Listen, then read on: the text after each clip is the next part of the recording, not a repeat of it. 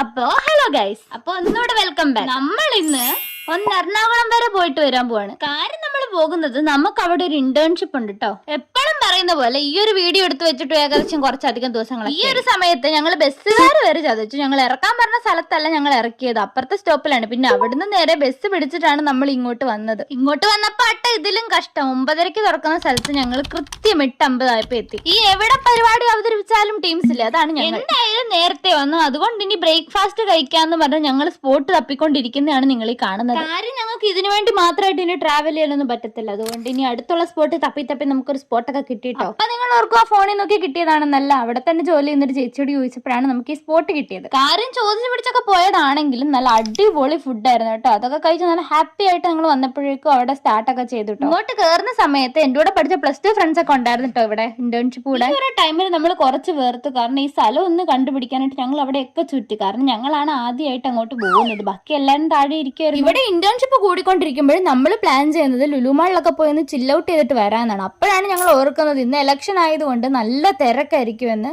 പിന്നെ ആ plan drop ചെയ്ത് നമ്മുടെ അടുത്ത പരിപാടി നമ്മുടെ പുഴുക്കുട്ടിയുടെ ബർത്ത്ഡേ ഗിഫ്റ്റ് കൊടുക്കൽ പരിപാടിയായിരുന്നു.